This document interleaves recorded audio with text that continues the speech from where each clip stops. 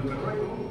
Es una zona ampliamente conocida por todo el mundo aquí, que se denomina las Paredejas, que nosotros podemos identificar gracias a las fuentes clásicas, es decir, a los escritos más antiguos, con una ciudad que posiblemente se llamó en su momento Ópera, que es el que da nombre al proyecto de investigación. Sabéis que el proyecto de investigación es solamente una de las vías que desarrolla el Ayuntamiento de Medinilla dentro del plan de dinamización de los recursos culturales del municipio.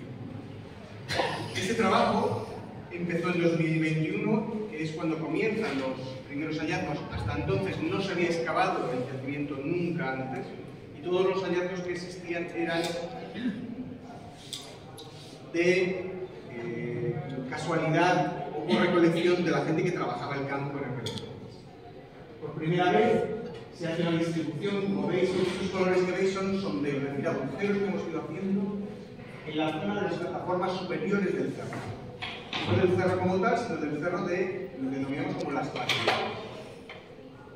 Esta línea que vemos por aquí es el límite con Puente del Congosto. Esta es la plataforma superior, donde hemos ampliado el segundo de los sondeos que teníamos previstos. Esta zona está en inicio. Hemos abierto nuevamente sondeos en este área y, sobre todo, ampliado en esta zona y al exterior, en la última de las plataformas por debajo ya de la zona que denominamos nuclear del poblado.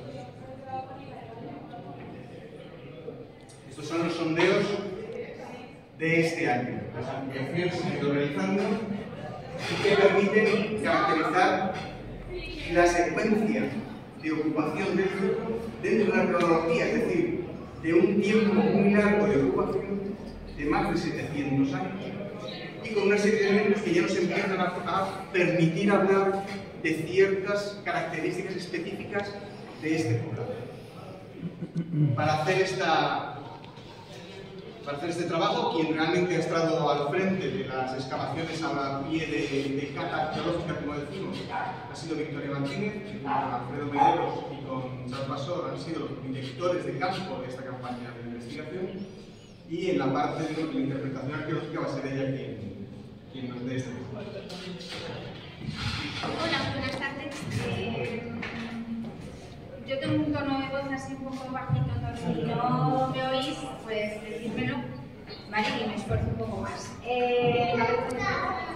Bueno, Óscar decía que habíamos realizado ampliaciones sobre sondeos que ya habíamos planteado en los años previos de las campañas, en concreto el sondeo número 3 lo llevamos excavando desde 2021 y cada año nos aporta nuevas secciones, digamos, que ya por fin este año ha empezado a dejar de estructuras que nos permiten un poco identificarlo como un área doméstica, independientemente de que pueda tener otros materiales que sugieran otras actividades. Se configura básicamente como una zona de habitación, una casa, ¿vale? Además de cerámicas, elementos de almacenaje,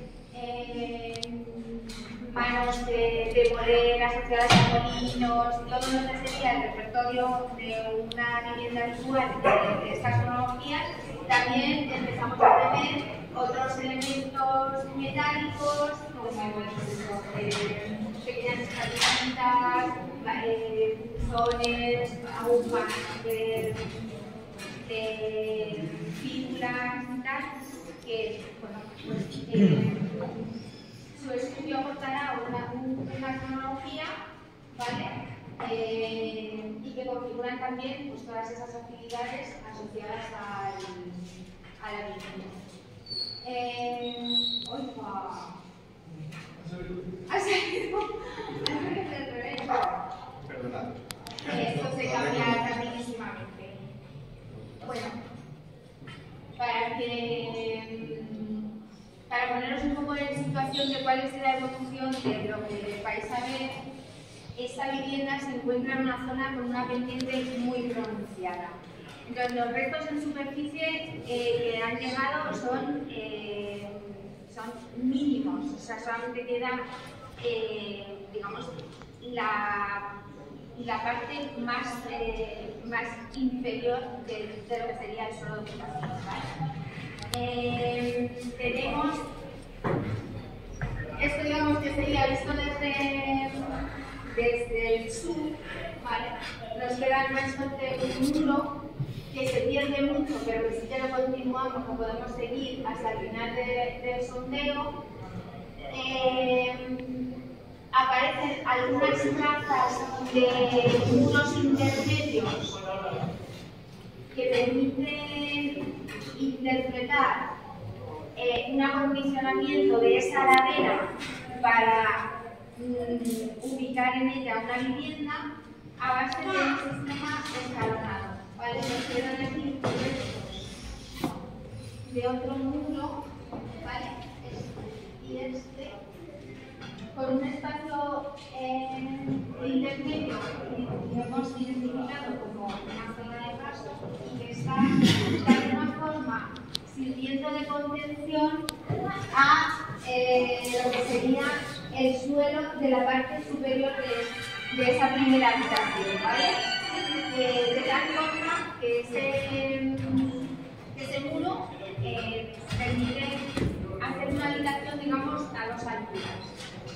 Esto, que parece casi más conecte, lo puntuamos porque al final de esta segunda habitación, a la que accedemos por este vano de puerta, lo que nos aparece, la que no llego, ¿vale? Es esta estructura de piedras desempedrado que es el hogar. O sea, sí que a diferentes niveles del terreno tenemos estructuras que podemos asociar con este nivel de ocupación, ¿vale? Entonces, esto es un croquis, porque bueno, los dibujos habían que estamos trabajando, los de campo, este muro continúa en retazos que nos van llegando hasta el final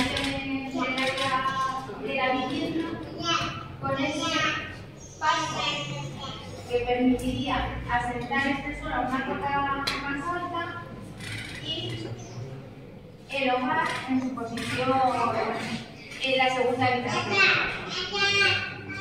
Vale, esos hogares nos aparecen en los puntos de yacimiento, lo cual es una forma habitual, vemos que empieza a ser una forma habitual de establecer, digamos, el punto central que organiza un poco la vida alrededor de la vivienda y que se forma con una área delimitada por piedras y en este caso tiene un suelo, una base de fragmentos de cerámica. Son hogares típicos de esa segunda edad de hierro general y aparecen en otros contextos, en otros grupos culturales, como, no sé si tenemos... vale, esto que lo hemos puesto aquí un poco para que veáis los paralelos, es un yacimiento tarquetano en la zona de ¿vale? En concreto es Plaza de Moros y Villarrocas. Que tenemos este mismo sistema, esto es una adaptación, en este caso quedan más restos, que están más desarrollados, pero volvemos a tener lo que queda aquí, el muro de contención de esa habitación escalonada. Y en el mismo entorno nos pueden aparecer este tipo de hogares con esa base de fragmentos de cerámica que sirven para colocar lo que es la construcción. Vale, este es el 5, que yo hubiera empezado con esto, porque casi es el que nos empezó a dar la pista de cómo se empiezan a articular las casas en el cerro, en esta zona sobre todo alta del cerro, en la zona de la Acrópolis, lo que hemos denominado la zona residencial, y donde aparecían muchas cosas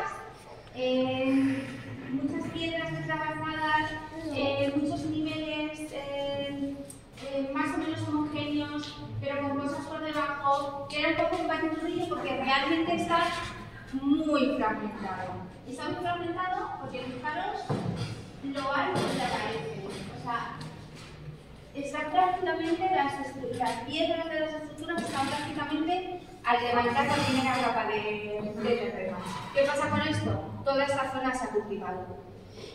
Entonces, el trabajo agrícola, pues lo que ha hecho es desestructurar todas esas casas, viviendas, y entonces debemos hacer un esfuerzo más. Vale. Como decíamos el año pasado, teníamos hasta toda esa parte abierta, y eso también parecía que aparecían alineaciones de piedras que parecían que estaban trabadas unas con otras, formando muros, pero ha sido al ampliar aquí y empezar a ver este muro perfectamente trabado, que está en un eje este-oeste perfecto, que luego, claro, se nos quedó cortado aquí por el perfil del norte, pero aquí vuelve a aparecer. Vale. Tenemos ya este lado oeste, este lado sur, y al continuarlo y empezar a ver cómo se organizan las piedras medio desmontadas, y sobre todo, ¿puedes volver atrás? Y sobre todo, en función de una estructura que aparece en posición, en este caso casi centralizada, que es este agujero que aparece aquí, que es un agujero para colocar un poste, ¿vale? Es el pilar, digamos, central que organiza, que sustenta la posición de esa vivienda, pues nos permite de alguna forma calcular superficies y buscar cuáles son las alineaciones que podrían cerrar esa estructura más o menos idílica, ¿no? Con las reservas que nos permite este tipo de planteamiento. El agujero todavía conserva el apeo del bosque, ¿vale?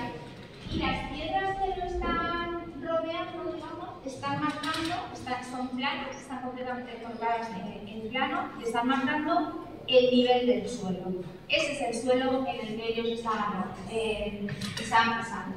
Y además, en esta parte más interior, es la parte más, digamos, más íntima de esa configuración de vivienda, lo que nos encontramos aquí es un suelo de tierra. Un suelo de tierra perfectamente apisonado que se ha conservado en esta sección.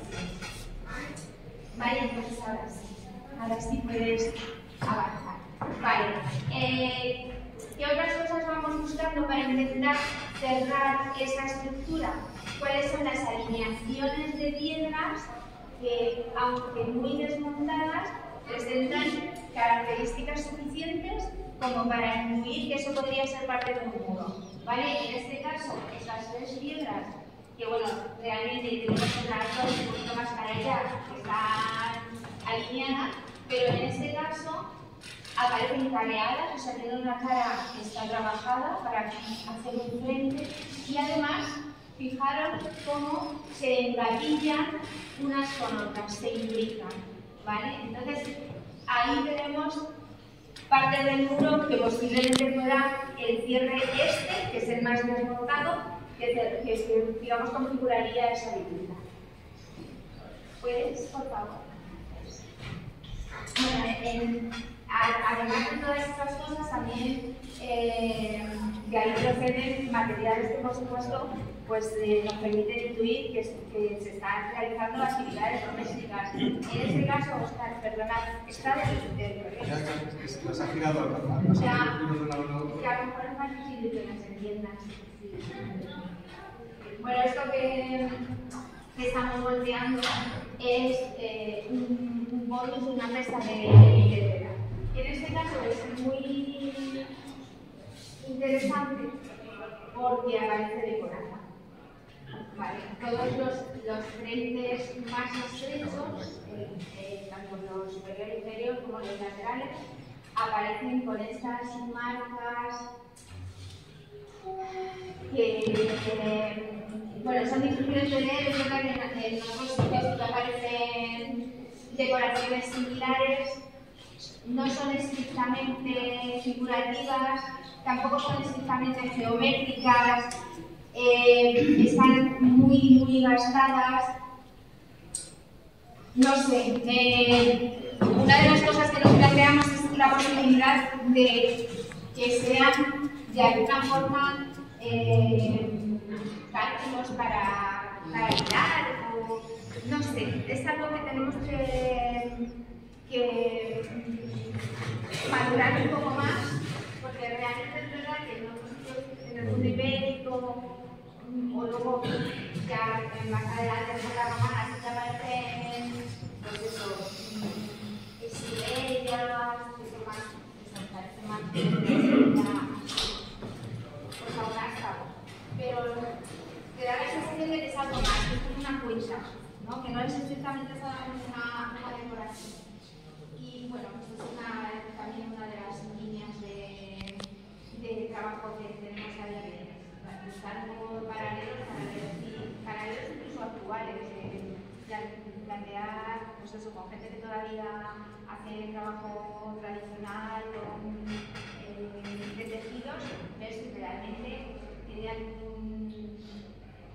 algún uso práctico, ¿no? Este tipo de o sea, si no fuera eso, una pesa donde la timbre pasa por ese orificio, a lo mejor podríamos pensar que la superficie rayada permitiría que el hilo no se reparase o algo, pero realmente esa no es la finalidad de una pesa, con lo cual, bueno, pues estamos ahí, se acepta cualquier tipo de ideas que puedan ser innovatorias.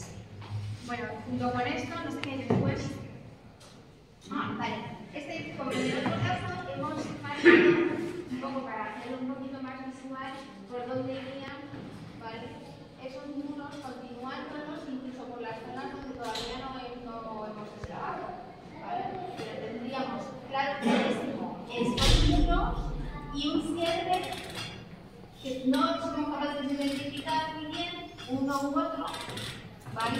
Que se asocia, o sea, que digamos, esa vivienda se organiza en torno a ese pilar central, con este suelo que nos marca ese nivel de ocupación y ese que está en la misma cota. Y es verdad que tiene modificaciones de los restos que se aprecian, bueno, pues que hay algunos restos que podrían estar por debajo, asociados a una vivienda previa que hubiera, porque sí que aparecen materiales que son un poco más antiguos también en un nivel inferior en lo que es el sedimento, ¿vale? Es más fácil identificar el sedimento.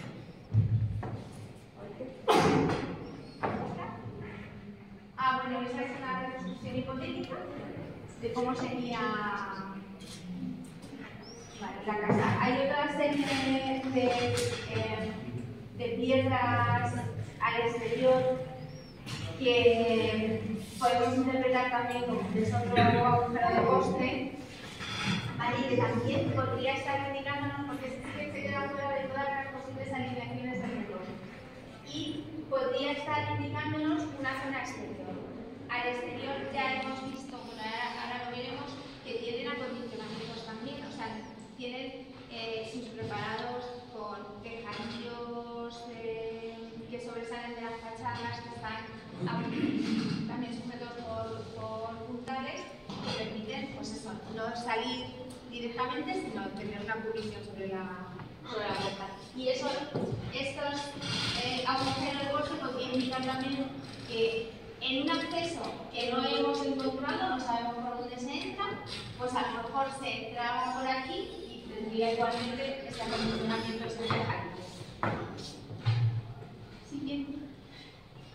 Bueno, como decía, esos acondicionamientos en otro de los cortes que ya habíamos abierto en años anteriores. Este es el sondeo 2, que lo dimos por finalizado el año pasado y que, bueno, además de la cantidad de material de uso doméstico, de cerámicas que apareció, que en muchos casos conseguimos remontar y que acabaron formando recipientes de almacenamiento de mucha entidad. No sé si alguno lo estuvieron porque los presentamos aquí el año pasado. Y bueno, además de todos esos materiales hemos ido redefiniendo todas las secciones de la estructura que nos han ido quedando para entender cómo se organiza esta zona interior. Digamos que aquí tenemos el muro de cierre muy desmontado de la casa con un acceso que está marcado por este vano que hay aquí y que continúa el muro hacia allá. Digamos que en este caso la proyección de la vivienda tendría que venir hacia acá y hacia allá. ¿Vale? Este acceso da paso a este espacio, ¿vale?, que está bien definido por un agujero de poste aquí y otro aquí. En este... vale, puede pasar. En este encontramos incluso restos de la madera del poste que sujetaba ese poste de jardín. Este es el de la izquierda, que lo miramos, y este es otro, como veis, son agujeros que estaban en el terreno y que están delimitados por una serie de piedras. Luego colocar el poste y lo calza. ¿Vale? Y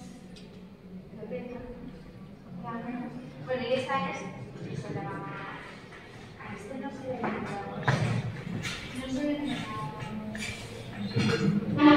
¿no nos ha cogido? Bueno, da igual.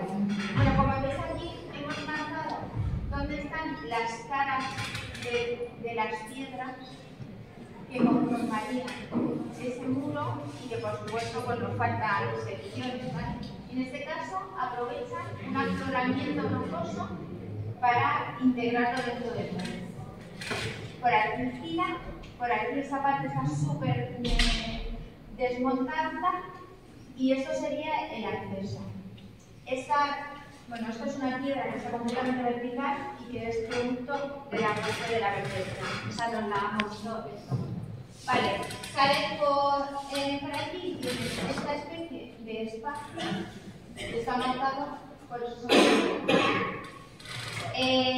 vale, salimos a un exterior y en este caso el sondeo 2 lo que nos permitió ver también es qué es lo que hacen en esos exteriores, ¿no? Y ahí lo que identificamos son los agujeros, los basureros, perdón, ¿vale?, que son agujeros excavados en la tierra donde echan sus basuras domésticas. Basuras que, como ha pasado a lo largo de toda la historia hasta hace 2 segundos y medio que teníamos establos, pues iban las montas de las patatas, los chirlas de la paella y el cacharro que se nos había roto. Y entonces, igualmente, claro, aquí nos quedan muchos restos orgánicos, digamos, pero lo que más sacamos son cerámicas y entre ellos materiales que nos permiten tratar. No sé si hay esto. Y entonces, entre esos materiales, pues aparece este tipo de cerámica que nos digamos, sitúan esa ocupación de esa casa en un momento muy interesante, que es el momento de las relaciones con el mundo mediterráneo. Esto es una cerámica ártica. Ártica porque está fabricada en el África, en Grecia. Grecia del siglo V antes de Cristo. Y bueno, pues los materiales que aparecen pues, se asocian a ese diseño. restos de fíbulas, de resortes, navajas, de metales, una cruzayola, también para, pues eso, también mantener ese trabajo de la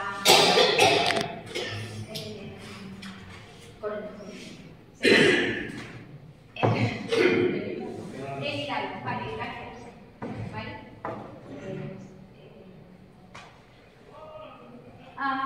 Vale, entonces ahora nos vamos a otra cosa que es completamente distinta, porque el año pasado abrimos, o sea, esto es la ampliación del sondeo 7, que estaba, digamos, fuera de esa zona nuclear donde sí que habíamos identificado un nivel de ocupación doméstica.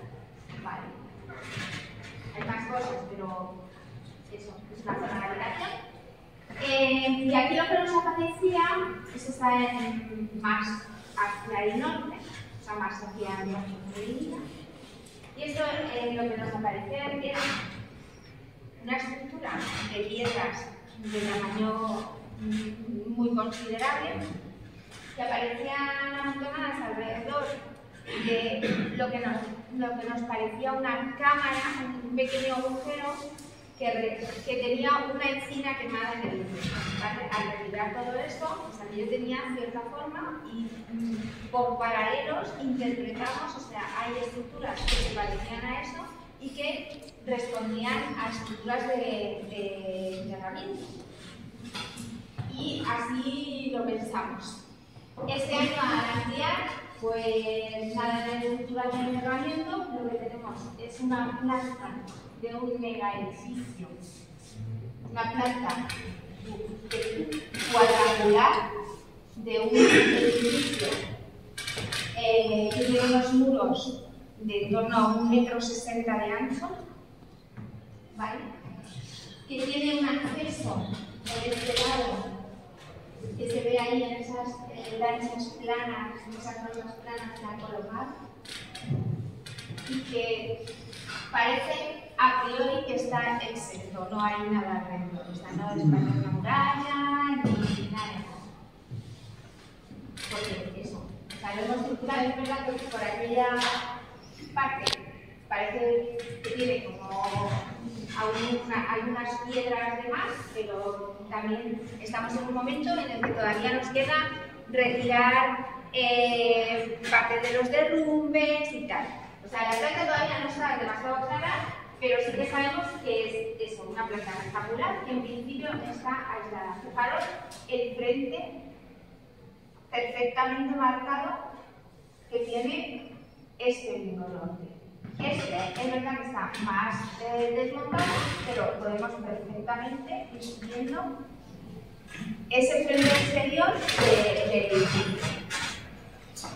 Vale, estos últimos días, ya en la última limpieza, lo que nos aparece son estructuras al interior. Entonces, lo mismo es una torre, ¿no? de defensiva o vamos a dejar volar la imaginación y lo que pensemos. Pero sigue teniendo elementos domésticos. Tenemos un hogar, igual que los que hemos visto arriba, que está en esa posición más o menos centralizada, ¿vale? Y aparece aquí una cubeta, como la que nos aparecía en el 5, para colocar posiblemente una orza de almacenaje, y al ladito justamente otro agujero de poste. Habrá más, pero esos aparecerán cuando consigamos quitar todo el derrumbe. Entonces, aún estamos intentando definir qué puede ser. Vale, esta es la parte más interesante. ¿Qué pasa además en este sitio? Pues que los materiales nos están dando una cronología más antigua que la parte de arriba. O sea, tenemos restos que nos llevan a un siglo VIII, un siglo VII antes de Cristo, cuando en el otro lado estamos en torno al punto 4. ¿Vale? Hay una diferencia entre qué es lo que está pasando en esta parte de aquí abajo, que es verdad que arriba también hay materiales de esta cronología, pero no hemos encontrado estructuras asociadas a esos materiales, de momento. o sea, se hace uso de esa zona, pero no es un uso intensivo, todavía no vivimos en esa zona en este momento. A lo mejor el año que viene sí vivimos, pero hoy no vivimos todavía, ¿vale? Entonces, bueno, pues aquí nos aparecen también los materiales, esas cerámicas con decoraciones que nos llevan a mundos más antiguos, más de tradición, digamos, con lo que se hace en la zona en el momento previo, disciplinar y tal, con ese tipo de también figuras de resortes, son también en esas fotografías. Y bueno, y en cuanto a la construcción, pues es verdad que está todo torcido, pero aparte de eso, que o sea, sí que vemos cómo se articulan los frentes con piedras careadas, con piedras de mayor tamaño, pero que luego se identifica en la parte inferior del muro, o sea, lo que sería habitual en cualquier construcción, pero es verdad que hemos identificado algunas cosas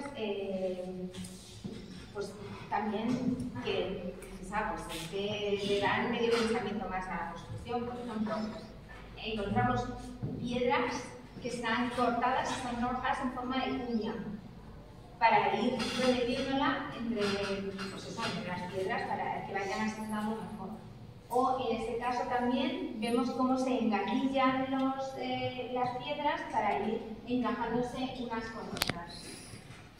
Bueno, este es el hogar, ¿vale? En este caso todavía no hemos acabado de excavar esa parte, o sea que todavía tenemos sedimento por encima, pero veis que la forma es similar a la anterior, ¿vale? Esa base de piedra, complementar al interior, que pues mantiene esa tradición, ¿no? Y aquí tenemos esta cubeta rodeada con piedras, ¿vale? Que posiblemente están sin excavarlas, posiblemente fuera eso para encajar la tinaja, y esto que sería el agujero de puesto. Y aquí tenemos dos hiladas del muro, es el uno de los pocos sitios donde nos quedan las dos hiladas, y están desplazadas, pero encajan y se van encajando. Esta monta sobre esta y esta está más desplazada. O sea, sí que tiene esa imbricación, ¿vale?, en la construcción. Bueno, ese es un detalle del acceso, ¿vale? Esta es la piedra espinera, digamos que esta es la que marca el límite de este muro norte con lo que sería el muro oeste. Aquí lo hemos dejado, porque aquí nos aparecía suelo, un paquete donde aparecen adobes, suelo, para el resto del suelo de tierra personal. Entonces, es uno de los trabajos para el que viene, excavar esta otra zona de aquí para ver si realmente queda, o sea, es del derrumbe o tenemos más, o encontramos las piedras que nos faltan. Por ejemplo, aquí nos falta, vale, pero veis que son unas cosas completamente niveladas en un granito rosa, que no es el granito del resto de las piedras. ¿Vale? Bueno, esta es otra foto. No sé si os hacéis idea. O sea, yo creo que sí se ve. La superficie que tiene, estaríamos por debajo. Esta piedra es lo que el año pasado identificamos como uno de los accesos a la zona habitada, ¿vale? Por lo cual estaríamos fuera. Claro, este enclave ahora nos abre nuevas vías de de trabajo, que es hacer la geofísica de esta zona para ver qué otras estructuras aparecen asociadas a eso. Pero no sé si me estoy adelantando. Bueno, volvemos otra vez a la zona de arriba. Este es un nuevo sondeo que hemos abierto este año, digamos por debajo de todas las casas previas, o sea, las casas que habíamos estado en los años anteriores, y donde volvemos a encontrar una nueva vivienda que está todavía en proceso. Como veis, está súper desmontada, pero si tenemos aquí, esto es un suelo de abandono, digamos, este es el momento en el que esta vivienda se abandona y quedan todos los restos. Aquí tenemos huesos, pero tenemos las cerámicas muy preparadas ahí un poco de forma horizontal y tal, ya de la deposición. Aquí tenemos los restos de un muro que, aunque parezcan dos piedras, solamente las podemos unir con este detalle que se ha hecho en la roca geológica. Se ha rebotado para encajar ahí el muro que cerraría la vivienda por exterior. Y bueno, esto ya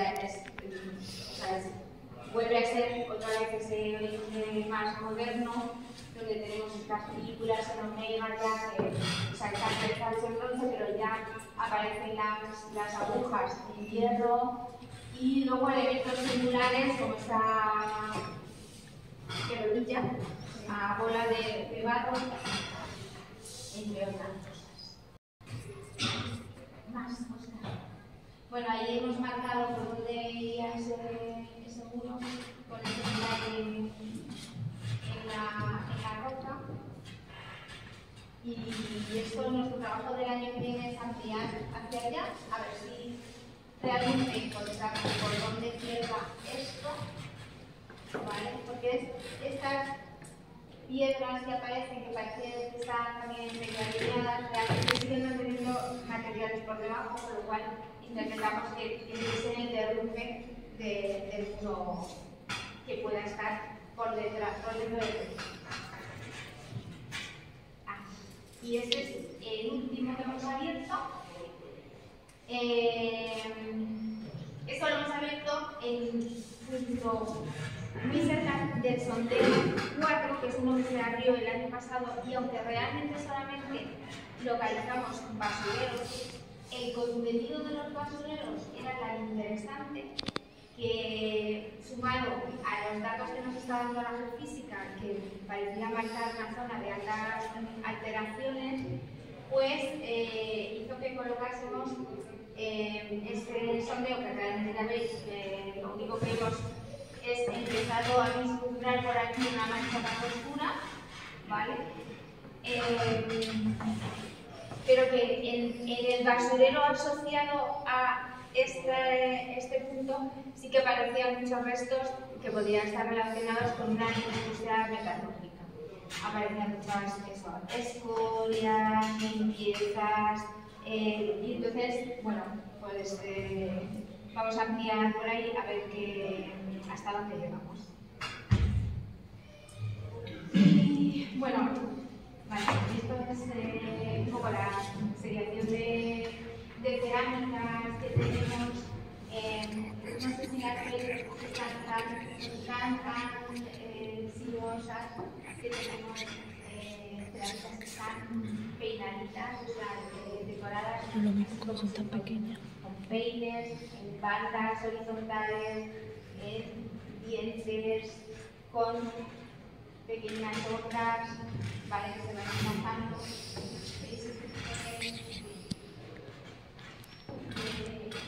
Aquí parecen como que topas, ¿vale?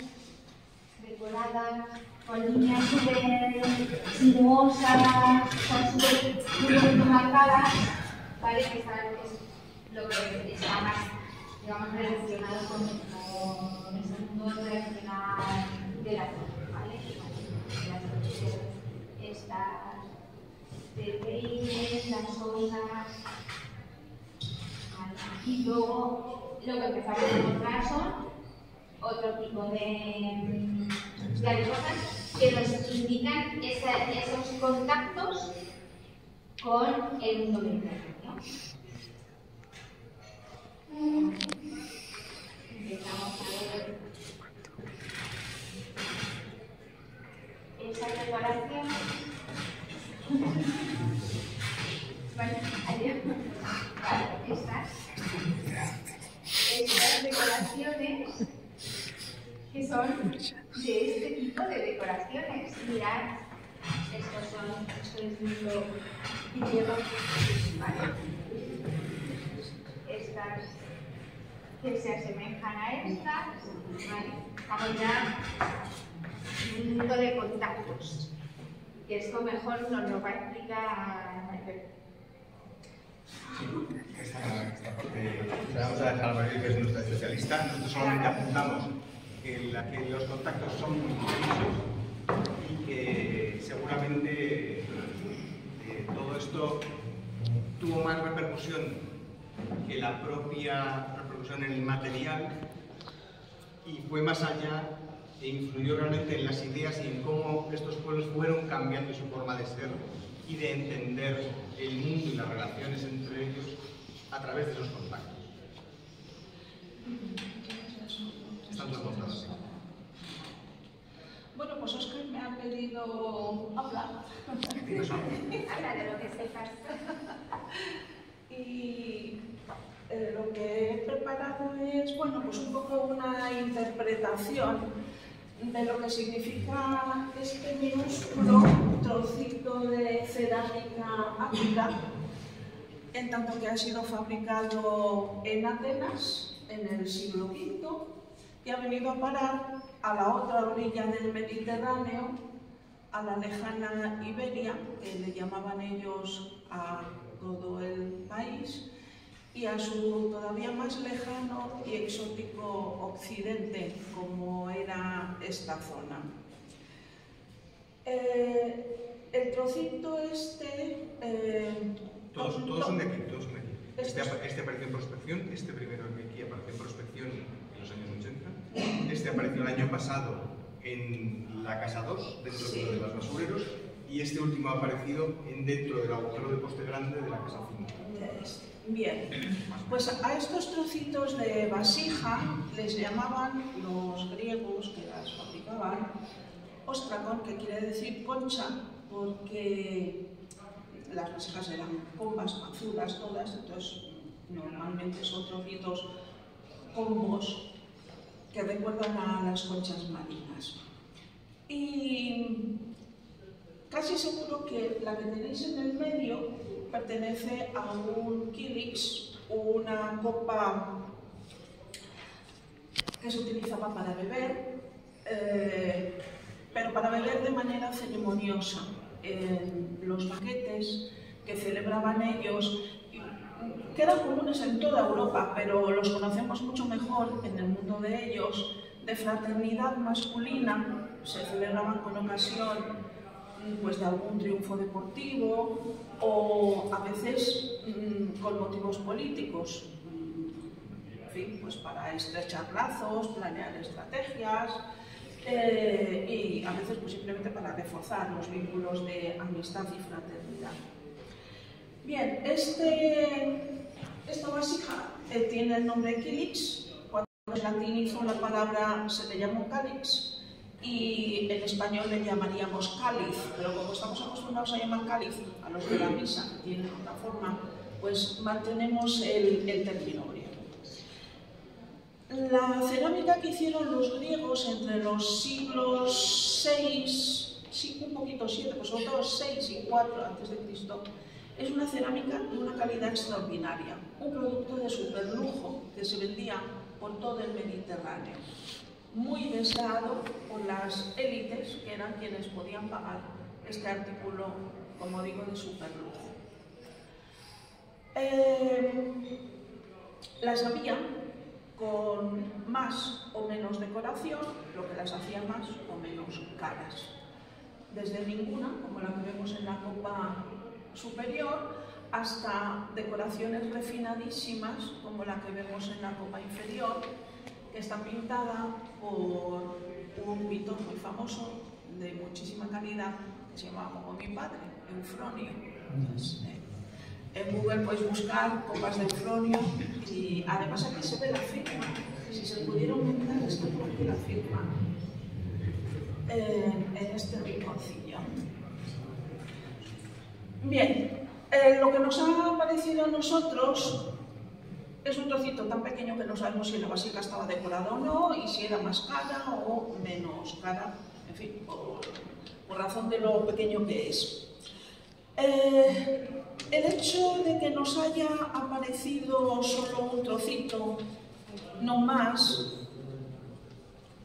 Sí. Aquí, cuando está el pececito, se lee una F, una R, una O, Eufro, y luego está autor, donde continuaría, en fin, la firma del autor. Ellos, cuando hacían estas vasijas de mucha calidad, pues las firmaban y eran autores reconocidos. Bien, como decía, los tres que nos han aparecido a nosotros, uno tiene una decoración muy modestita, los otros ninguna, puede ser casualidad de que la parte de la vasija rota ha ido por ahí. En todo caso, lo que nos indica el hecho de que sean varios que han aparecido en lugares diferentes es una pauta de propiedad, o sea, no es cuestión de que un señor de una manera totalmente casual haya traído aquí un producto raro, sino que parece que hay un cierto comercio para la adquisición de productos refinados, lo cual está en la línea pues, de lo que se pretende buscar aquí en este yacimiento, que principalmente es huellas y pruebas de la circulación de mercancías de norte a sur de la península, llegadas desde el otro confín del Mediterráneo. En el caso de las vasijas griegas, eran muy deseadas, como digo, en general, todos los pueblos de centro y sur de Europa. A la sazón, en estos lugares, los pobladores eran o celtas o culturas celtizadas, y sus élites, diríamos, sus jefes, las personas adineradas, gustaban de encargar a los artesanos griegos vasijas, a veces con uso funerario. Nos han aparecido en tumbas de lo que se llaman príncipes, por el lujo de los materiales que allí aparecen. Y una de ellas, pásame la diapositiva, es la que veis superior izquierda. Apareció en el año 2014, o sea, es muy reciente, un gran caldero de bronce con una vasija. El caldero se supone que es la vasija donde está el vino mezclado con agua, y una pequeña jarrita que ellos llamaban enocoe, que servía para sacar y servir en las copas de los comensales. Bueno, esto aparece en una tumba como parte del ajuar. La particularidad que tiene esta vasija es que entre la panza y el pie hay metal, hay un elemento metálico.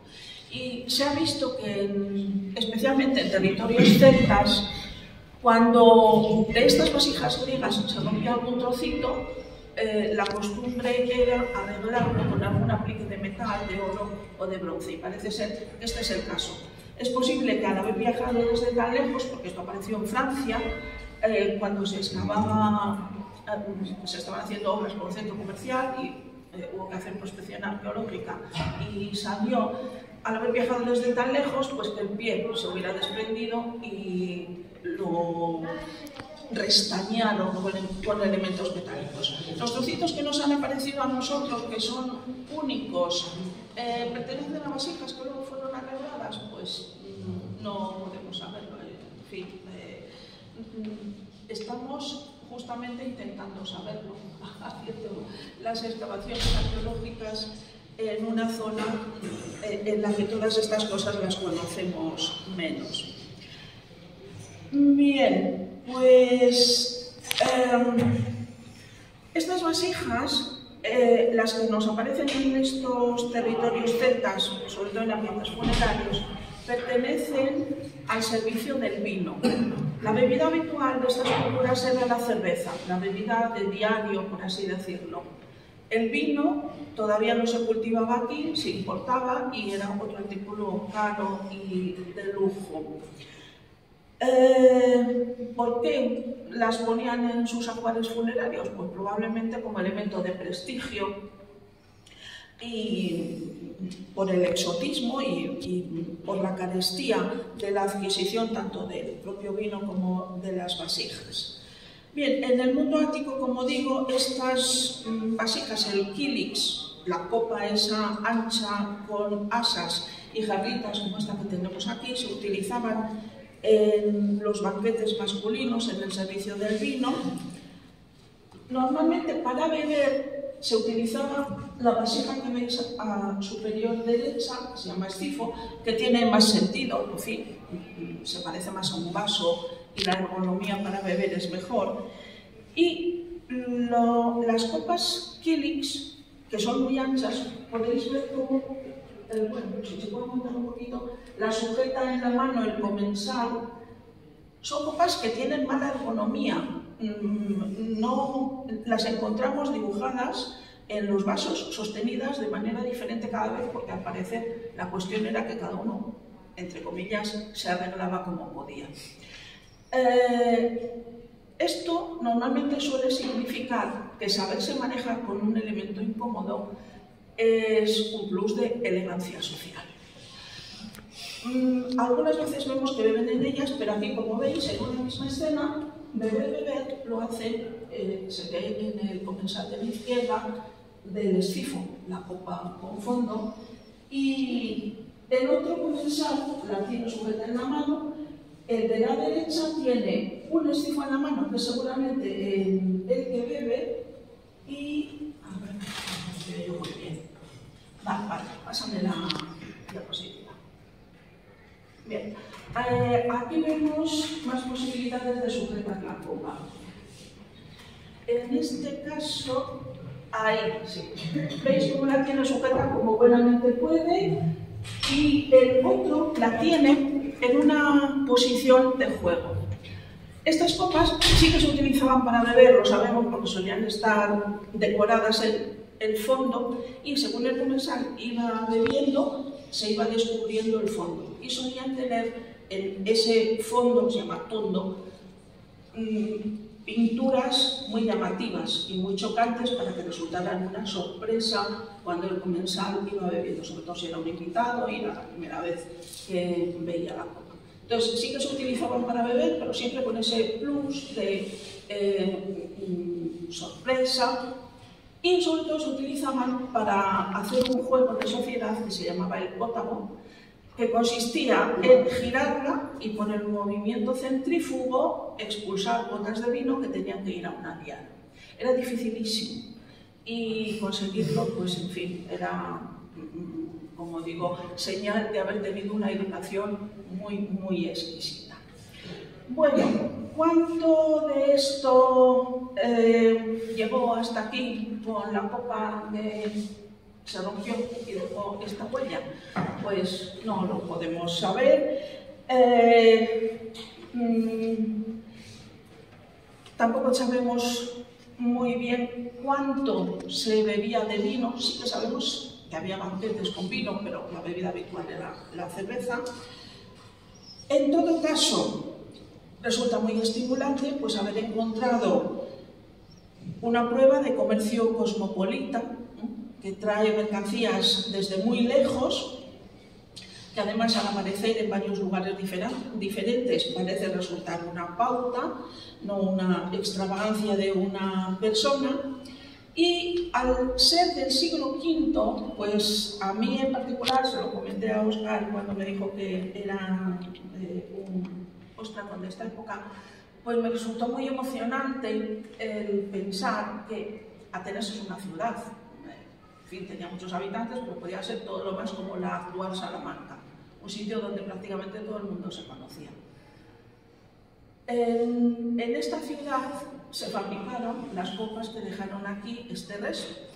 Los que las fabricaron eran coetáneos, convivían y seguramente charlaron, hicieron encargos para ellos, compartieron actividades religiosas con los mejores de los mejores del mundo griego, los más grandes poetas trágicos, los médicos más famosos, los más grandes escultores, Filias, por ejemplo, y hasta el comediógrafo del que este año pretendemos representar una comedia nosotros aquí en Melilla. De manera que de aquella lejana época y de aquel lejano lugar, pues este verano nos vienen dos cosas, un ostracón y una obra de teatro que, aunque está muy adaptada y, en fin, un poquito recortada, le hemos suprimido los elementos que son muy localistas de aquel momento y de aquella época, no deja de ser un producto de Aristófanes que, ya puestos a dejar volar la fantasía, lo mismo cualquier día se cruzó con el ceramista que hizo el vaso que llegó hasta aquí. Bueno, tenía un par de diapositivas más, ya un poco en plan por darle amenidad, para mostraros que cuando se rompían las vasijas tenían múltiples vidas todavía. En la derecha tenéis utilizado un ostracón como un post-it. Hay un mensaje que dice: buena suerte, te envío una carta sobre los esclavos. Y los de la izquierda son tejuelos con nombres de políticos.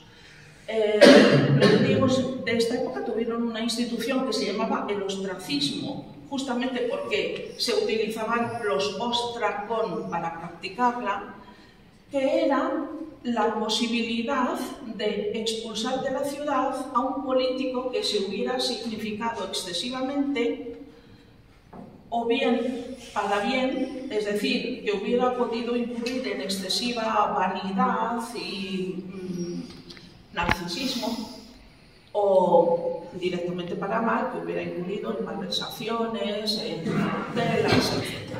Los ciudadanos acudían a la asamblea y en estos ostracón de cerámica, que por el modo en que están cocidos se prestan muy bien a rayar y que queden dibujos o letras, escribían el nombre de la persona que creían que debía ser expulsada de la ciudad.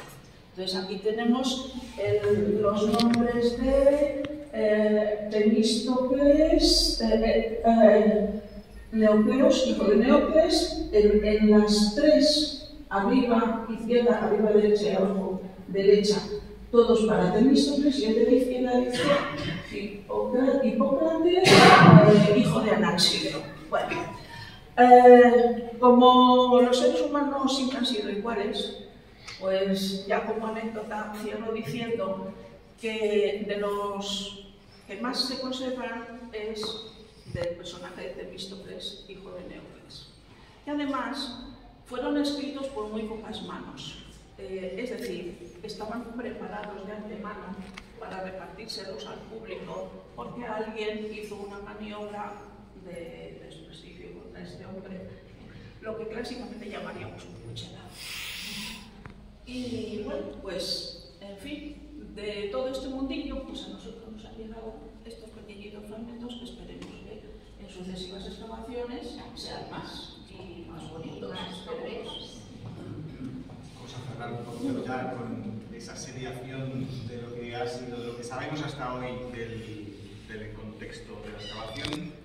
Los materiales nos van llevando a través de los sondeos en un viaje que inicia hace unos 2800 años y que viene demostrando que existe ocupación de manera sistemática tanto en los materiales cerámicos como en los materiales metalúrgicos y aquellos otros asociados, por ejemplo, al vestido, a la ornamentación y al cuidado del cuerpo, como pueden ser los perfumarios, o también al comercio, como pueden ser las vasijas o los pesos, los ponderos, y aquellos elementos que nos indican que ya en época muy cercana a ese contacto con la conquista definitiva romana, todavía existía en el poblado una base poblacional muy importante.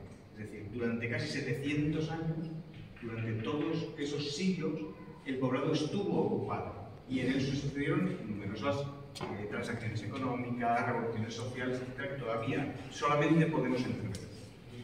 ¿Qué tenemos realmente aquí hasta el momento? Pues esto es lo que ahora mismo sabemos del poblado. Tenemos todo un entorno general que sabemos que está intensamente poblado, tenemos evidencias de diversas casas que sí que hemos documentado que tienen, por lo menos, zonas de ocupación interior, cerámicas de cacharros domésticos, restos de las labores que se desarrollaban en las casas, como por ejemplo de los telares, de las pequeñas metalurgias que se hacían también asociadas. Tenemos también, por ejemplo, de otros elementos ya más tardíos asociados a actividades industriales, por ejemplo, las actividades relacionadas con la forja o la fragua. Y todo esto dentro de un recinto general al que tenemos localizados por lo menos dos accesos, uno de ellos bastante bien entallado a lo largo de lo que hubiera sido en su momento el pie de la muralla. Y extramuros a esta zona, otro elemento que es un edificio monumental que ahora mismo está exento, fuera de todo ese contexto, pero que muy probablemente, si las tareas que estamos realizando ahora, que ya ha terminado, digamos, la fase de excavación de sucio, y estamos en la fase de documentación, que podemos realizar, por ejemplo, prospecciones geofísicas, es decir, radiografías del terreno alrededor de este edificio monumental para ver si existen o no otros edificios similares, otras huellas similares alrededor, o la microtopografía, que empezaremos la semana que viene también, con un equipo de topografía de alta precisión, para tener una base sobre la que empezar a un poco trabajar sobre la orografía, sobre la morfología, cómo está hecha esta zona y cómo surgen estos hallazgos dentro del contexto general. Seguramente que podamos dirigir ya para la campaña del año que viene todos nuestros esfuerzos hacia estas nuevas líneas de investigación. En cualquier caso, hace 3 años no sabíamos prácticamente nada del poblamiento, ahora mismo sabemos ya muchas cosas y casi todas nuestras líneas de investigación son muy prometedoras, tanto en el caso de la vida cotidiana, como en los contactos comerciales, económicos y culturales que este poblado tuvo con el resto de los pueblos del Mediterráneo, que fue muy grande, que fue realmente muy significativo y que atrajo, por una serie de razones que veremos si podemos terminar de desvelar, atrajo la atención de muchísimas misiones comerciales. Esperemos que el año que viene tengamos más y mejores posibilidades. Seguimos en contacto con la Diputación de Ávila, el Ayuntamiento de Mirilla esta mañana nos ha acompañado a una visita con el Instituto de Cultura, en que efectivamente hemos estado valorando todos los resultados. Seguimos desarrollando el proyecto y esperamos poder el año que viene plantearos más y mejores resultados